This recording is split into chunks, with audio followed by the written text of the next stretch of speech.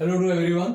देखिए कंटिन्यू इस third video के अंदर जो हायर ऑर्डर डिफरेंशियल इक्वेशन का अपन सॉल्यूशन प्राप्त कर रहे हैं, तो इसकी फॉर्मेशन आपको पता है, ऑक्सिलरी बना दी, इसको सॉल्व किया।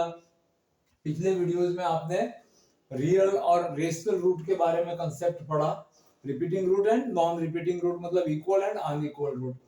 अब अपन पढ़ रहे हैं कि अगर आपने इस इक्वेशन को सॉल्व करते हैं और रूट है वो इरेशनल आ जाते हैं।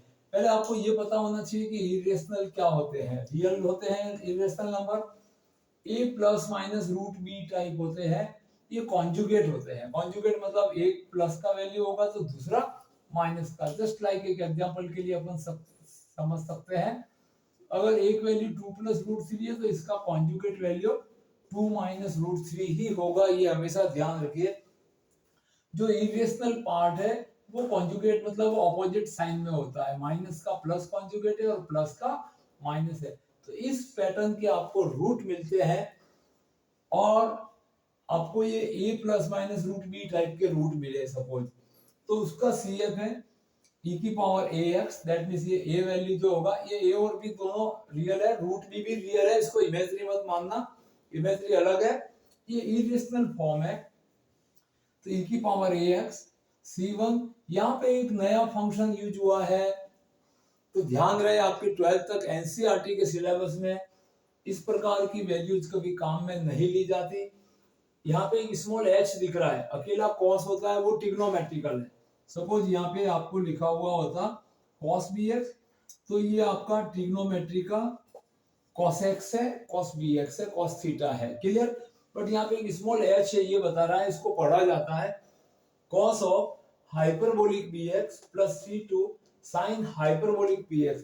दैट मींस हाइपरबोलिक फंक्शन होते हैं ये, जिनको आपको समझाने के लिए मैंने लिखा है।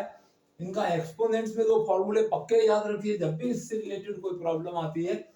आप अगर हाइपरबोलिक फंक्शन का बेसिक आपके पास नहीं होता है तो इसको टर्म दे सकते हैं एक्सपोनेंशियल फंक्शन में, मतलब e की पावर x में यहाँ पे प्लस में cos होता है और साइन के अंदर यहाँ पे नेगेटिव होता है। इस प्रकार से आप tan वगैरह भी फाइंड कर सकते हैं।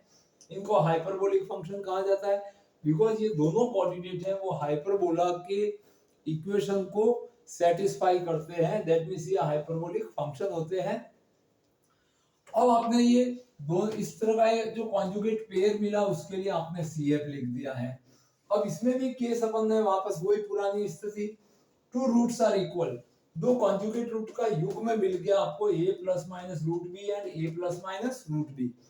करना क्या है, इसकी चेन कैसे ध्यान रखनी है CF लिखते समय, e की पावर ax आएगा क्योंकि e की पावर a वैल्यू दोनों का रेशनल नंबर है, रियल रेशनल है।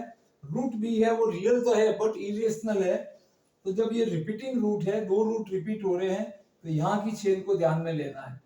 c1 प्लस एक्स c2, इसके साथ cos hyperbolic bx and c3 plus x c4 and sin hyperbolic bx।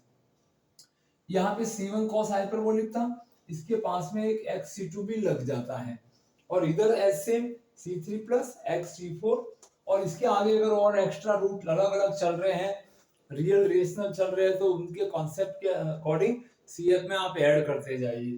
But first आपको इरेशनल का ध्यान रखना है। Three roots are equal, irrational case में ही आपको तीन ऐसे ऐसे पेयर मिलके जो इक्वल है, तो उसकी CF लिखते समय e की power ax c1 plus x c2 plus x square c3 and close this bracket cos hyperbolic of bx plus c4 x c5 and x square c6 and sin hyperbolic of bx लिखा जाता है। तो इस प्रकार से irrational root के लिए, irrational हमेशा कॉन्जुगेट होते हैं, ध्यान रहे। इनको एक्सपोनेंट्स में हाइपरबोलिक फंक्शन को इस तरह से आपको लर्न करना है, इन फॉर्मूलों को आपको अच्छे से याद करना है, और CF लिखने का तरीका आपको आसानी से एकदम माइंड में लेना कि जहां कांस्टेंट रहता है वहां पे दो रूट इक्वल होने पर सभी में एक समान चलती है, x c2 आ जाता है।